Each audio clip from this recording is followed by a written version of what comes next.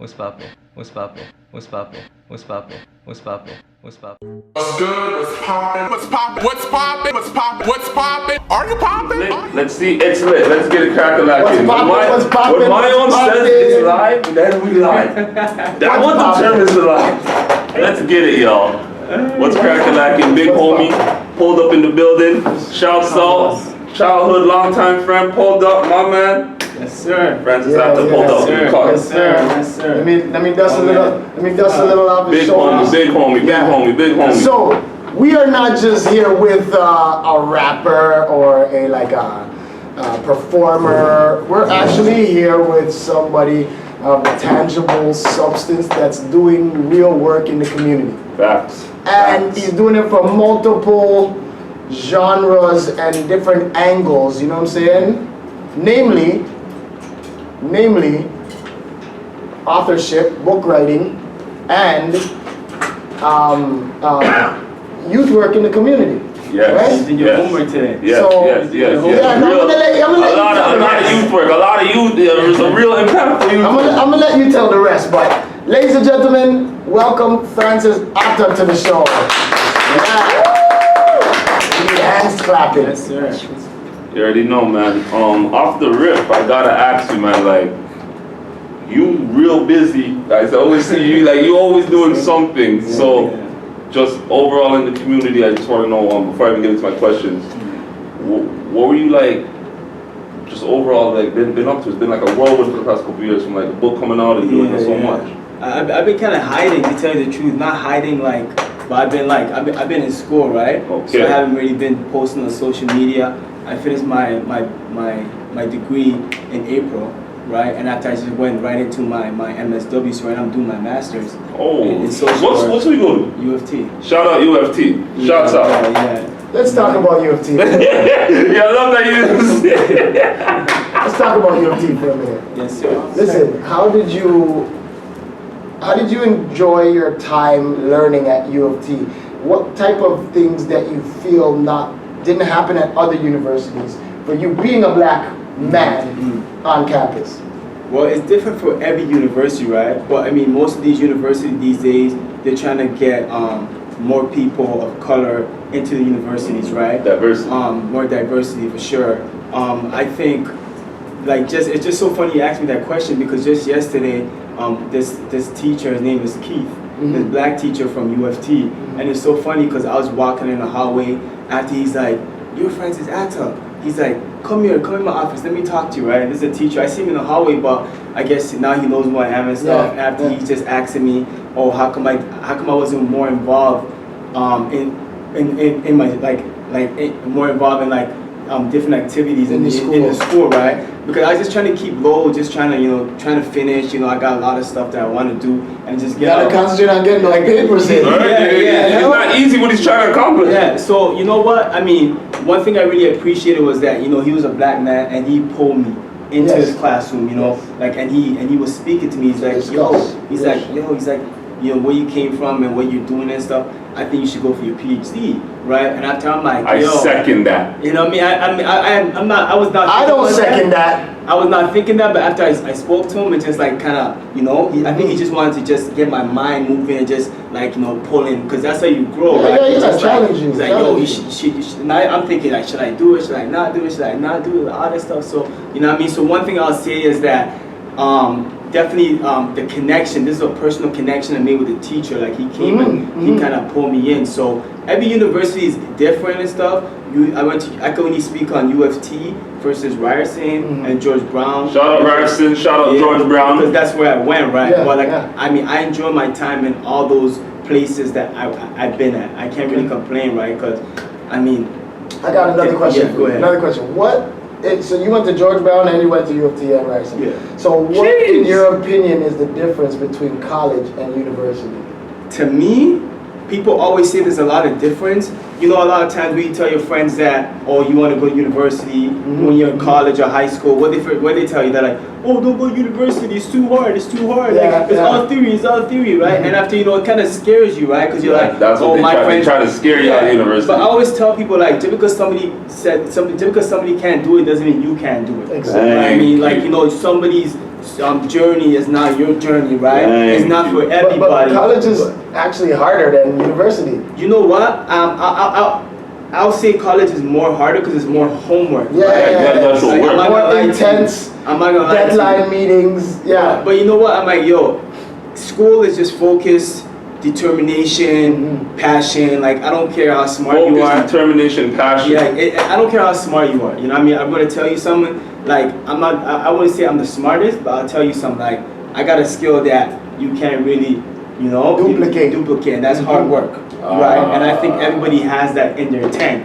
Like, if you want to work hard, if you want it, if if you work for it, you're gonna get it. You know what I mean? And that's just what it is. I want to interject because this is someone that I knew for a long, long time, childhood. His work ethic is literally what he stands by.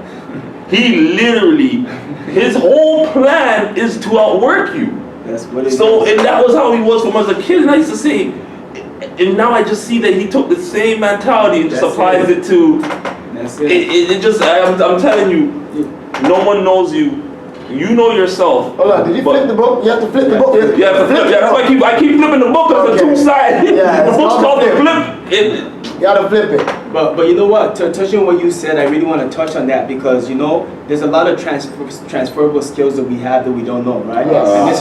And this is for a lot of the youth out there who play sports, right? And it's like, oh, I'm really good at basketball.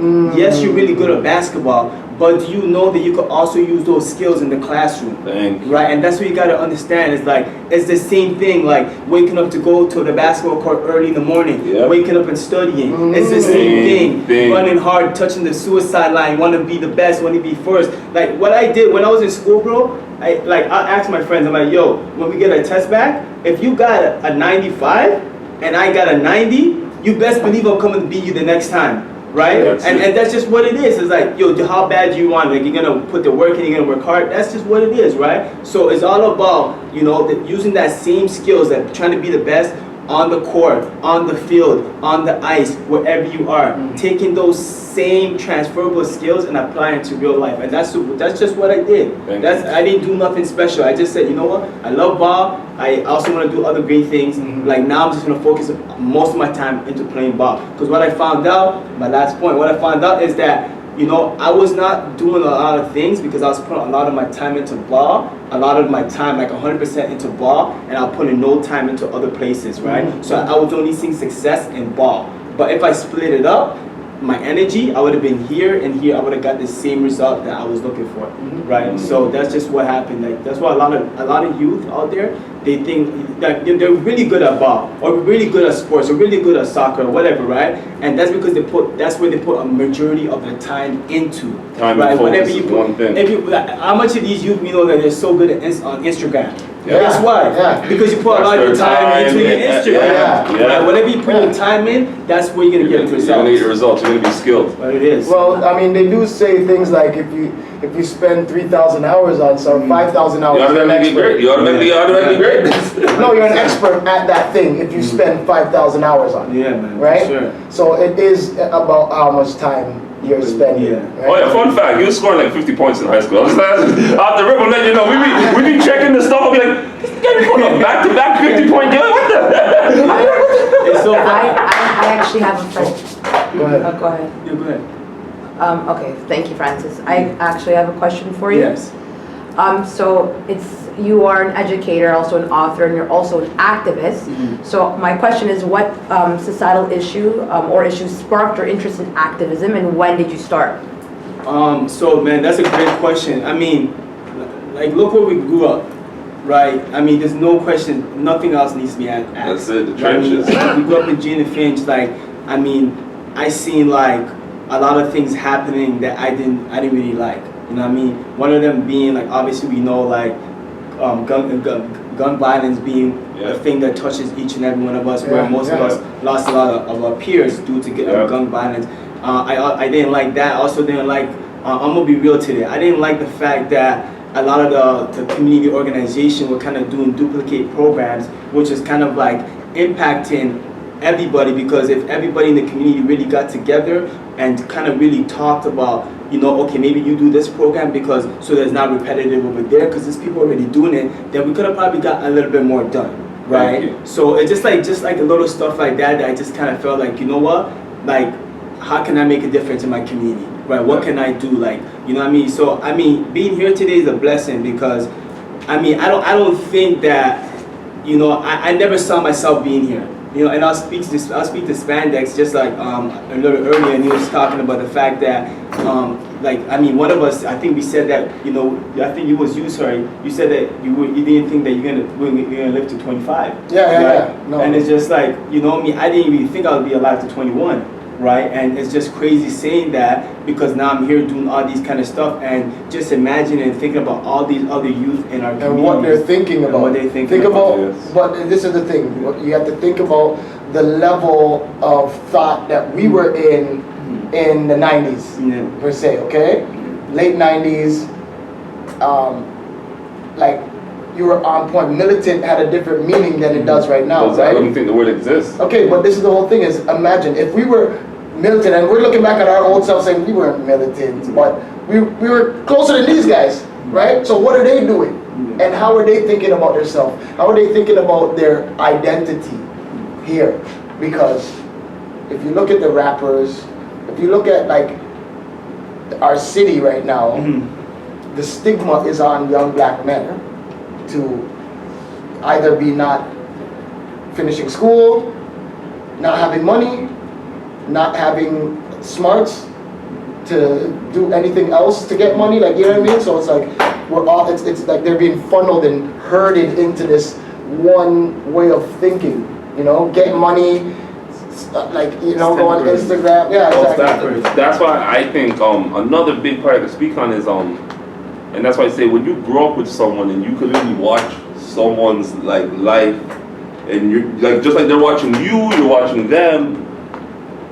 What I admire so much is that he's never ever got pulled in, because ever so often we've seen so much of our friends every summer, and when we say get pulled in, like now they're no longer coming to the ball court, they're more so chilling on the corner. They're not coming to the community center no more to play ball, they're chilling in front of the store. And that cycle where, and then you reach the point where it's like, man, I don't know if this basketball thing is gonna make me any money. I don't really have any money, and all those things. But you never got sidetracked in a time where I say it was easy to get sidetracked. It's right now. I feel it's not that easy. I feel like you could be a lot of things. You could be a YouTuber, a TikToker. I could be a video gamer. There's a lot more professions I think now that are especially like more cool. In our time, it was either, you know, you have a good jump shot, you sling crack rock, or you're I personally don't you're an think electrician. a YouTuber is profession, okay? But I think it's something, not a profession. I still Just think it's because you get something. money doing it doesn't mean it's a profession. You can get money, it's a hustle. What if they're passionate about it? What are you passionate about, commenting on things, or are you creating you're creating something that has components that can be on other platforms, not just YouTube? No, maybe I'm saying you still have more opportunity now. You can do a lot now. I think it's that people are bypassing the real careers and jobs to do this. They're not sexy. Right? They're not sexy. How much people are farmers anymore? Like, How much people are listen to what he brought. How much kids could we get that says, I want to be a farmer? No, I'm just saying like, so what I think we have now is more sexy and a little more cool, like there are a little more things that are more. Things are changing. Yeah. Hold on. Things It's cool to laugh at the kid who wants to be a farmer, but guess what? Who controls our food?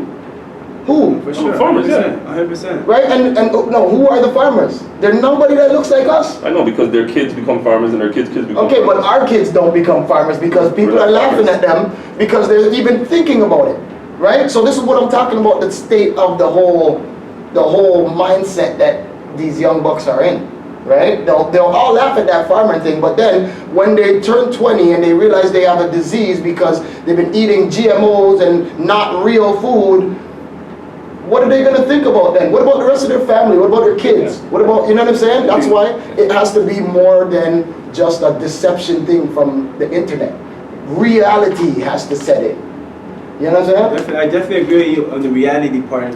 And coming back to it, it's just like, you know, I mean, one of the most important things that I feel like a lot of people don't have, and we know this already, is a lack of like a positive role model. Like that's so hard. I'm not gonna lie to you, and that's so important that we don't even think is important. Because if you see like a lot of these youth out here, like most of them are maybe like they only live with their mom, or they only live with their dad, or the mom is working, the dad is working, and then they're just out there like just doing whatever they want to do because they don't have nothing else to do, right? And they say when you don't have nothing else to do, that's when you look for trouble, right? It's called the devil has work for idle hands. 100%. So I mean, I really urge people, because I mean, one of the reasons why you said I didn't get pulled in was because I had something to go to. I had an outlet, right? I had basketball, right? You had a passion. I had a passion, right? And I urge these youth, like, find something, because you know what I found in the basketball court, what I found there? I found a coach, I found a family, I found mentors, I found role models, right? And it's so important because to belong to something. Because that's what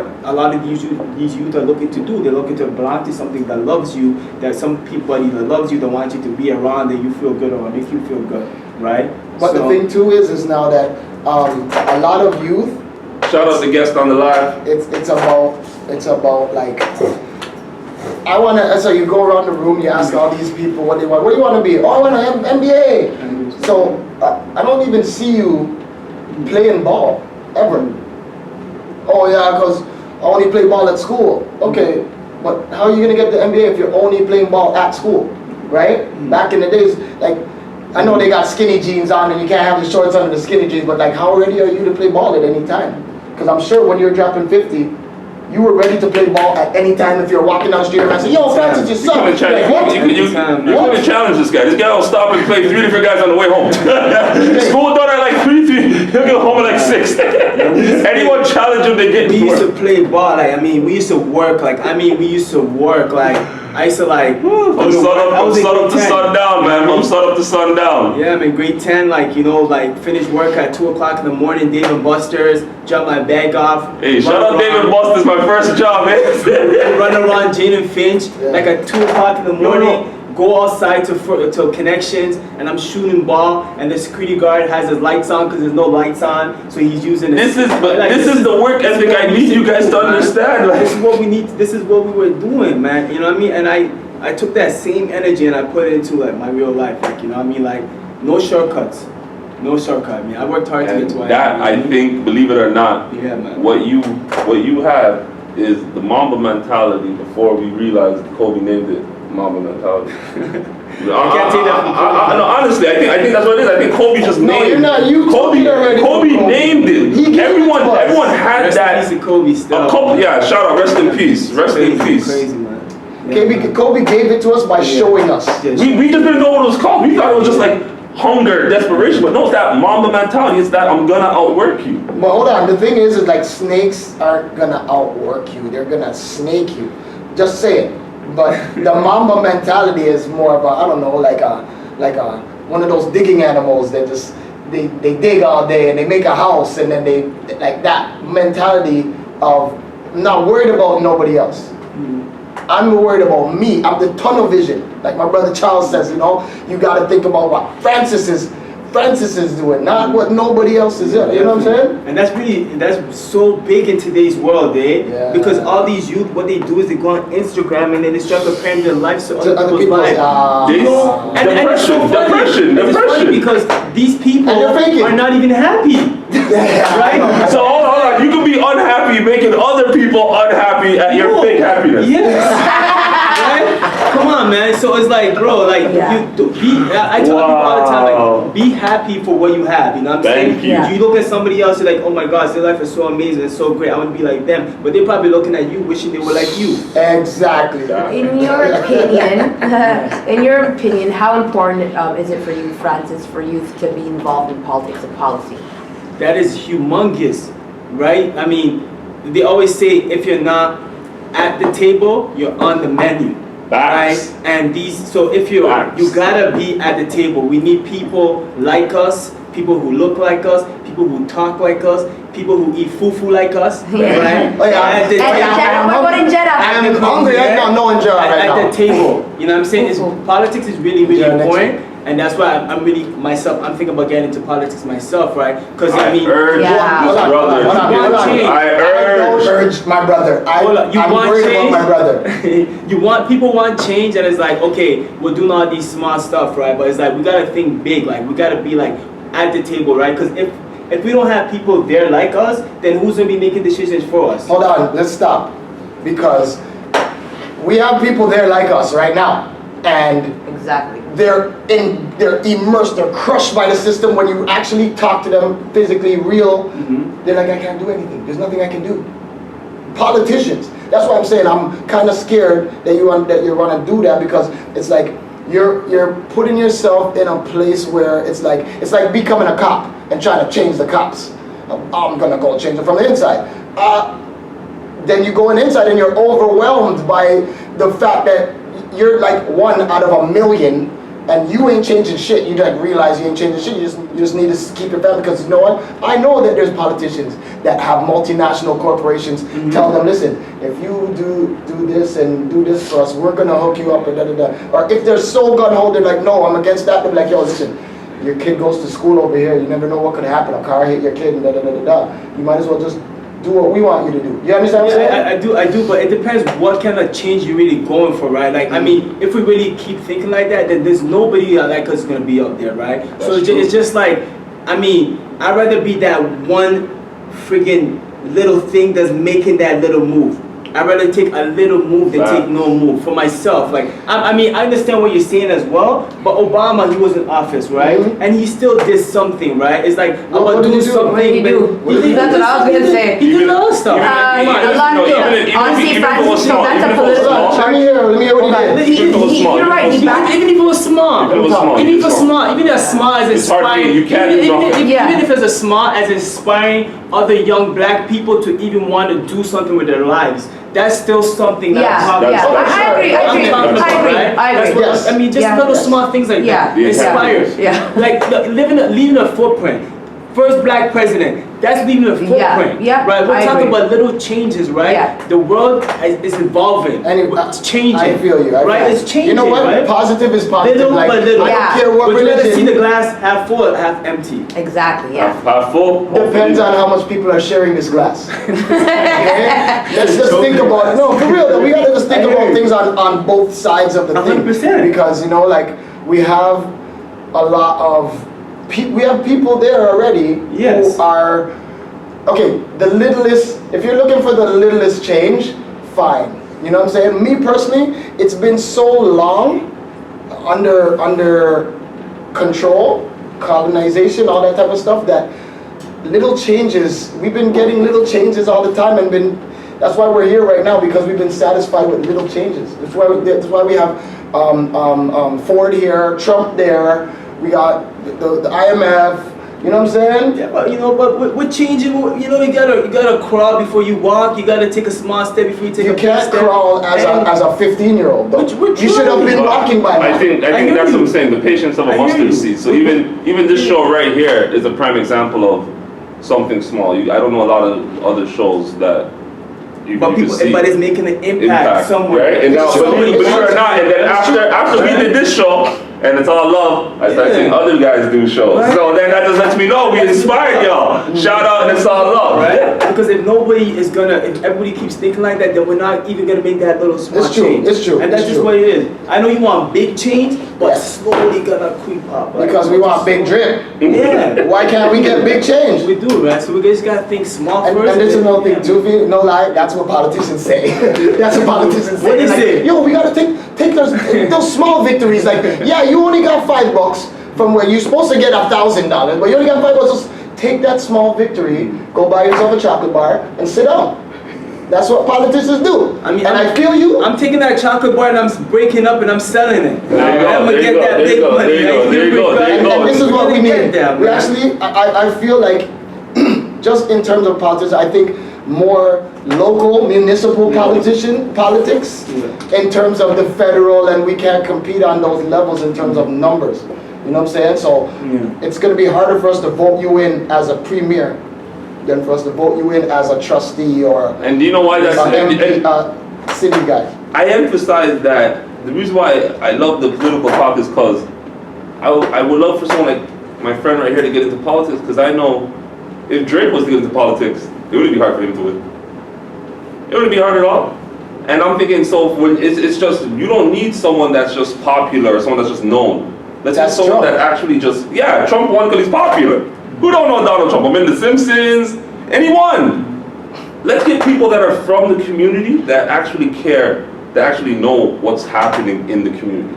I had a cop tell me something one time when I was 14 years old, and he says, it's hard for us to solve the problems in your neighborhood when we don't come from your neighborhood. He's like, it's hard for me to, he says, I drive in and I drive out of the city that I come to work. He's like, it's kind of hard for me to deal with problems that are 24-hour problems, and I'm coming here for 17.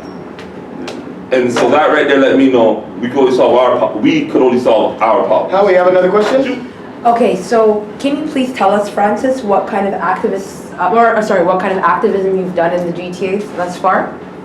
So I mean, one of the things that I've been involved in is the Jane and Finch Walk for Change. Hey, right? Shout out to Jane and Finch Walk for Change. And what was that about? So that was about, I mean, a bunch of people from Jane and Finch. They gathered Your Gay Ma, and then we walked all the way down to past like some of the hoods. Like we passed the Jane and Finch Mall. We passed Baltimore. It wasn't time. No, we passed Connection. We passed Lane. Okay. We How about passed, Driftwood? It started from Your Gay Ma. That's Oh, right. yeah. Sorry.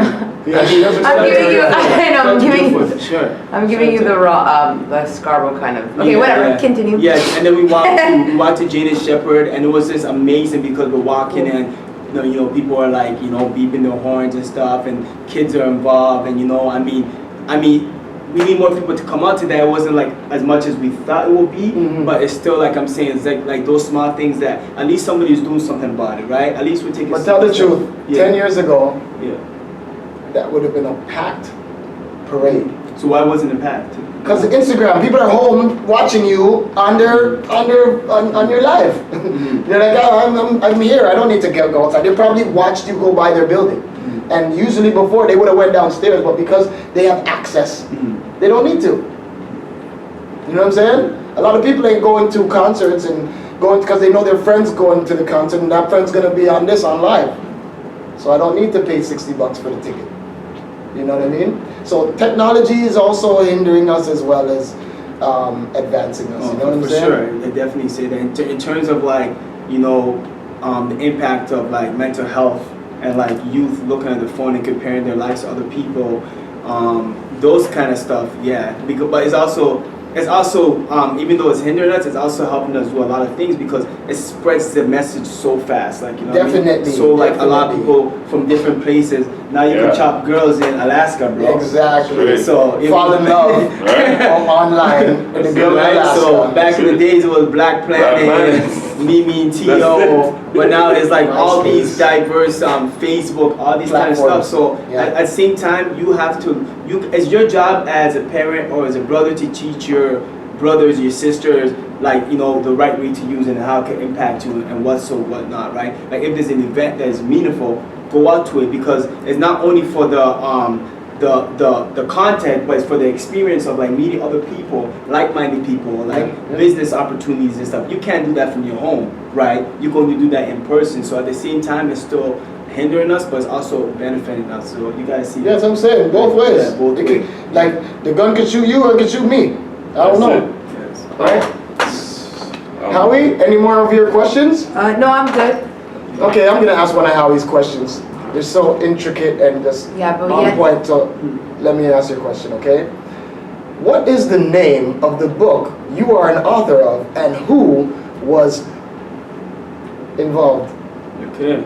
So the name of my book is called The Flip, right? And the reason why it's called The Flip, there's a lot of things in it, right? So it flips. That's one of it. That's what's called The Flip.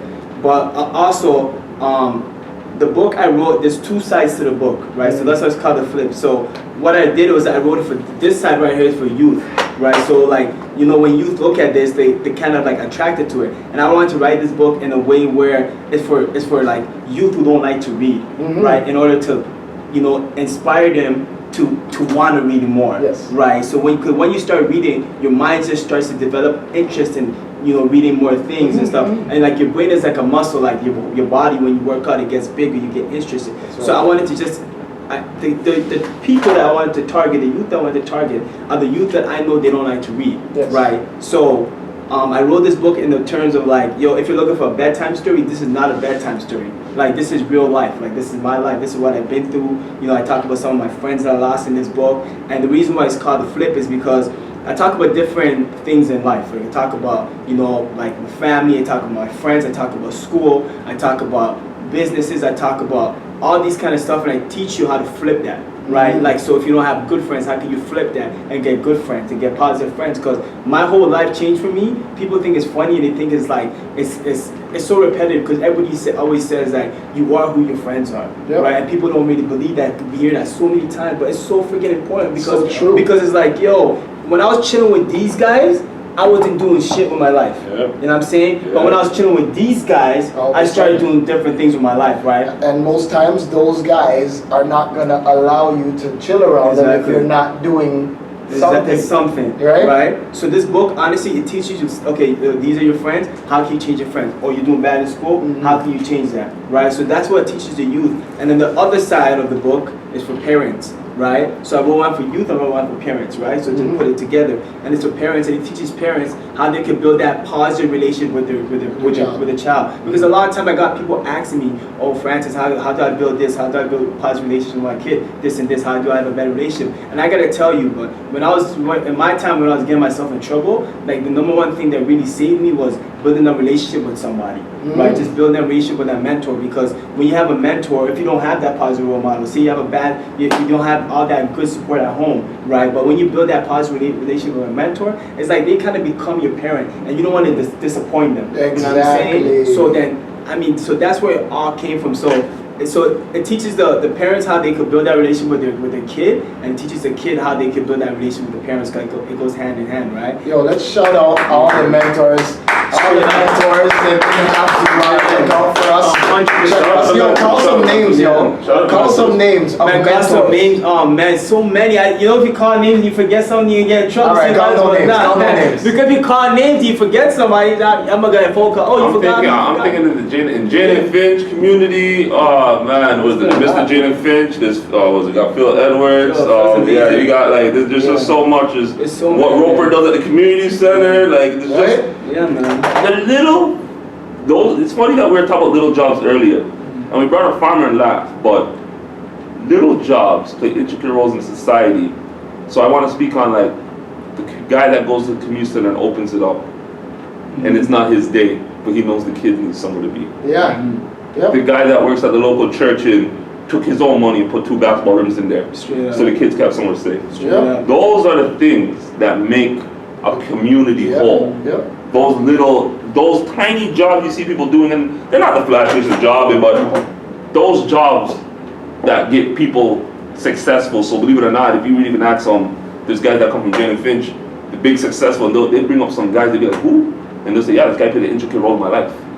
This is what I talked about after school. And he's still there. And he's still there doing it for other kids, but that's who got that kid somewhere.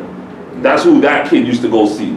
So I think that when we speak on jobs, it's very important to remember it's not the title of the job, it's the impact you make.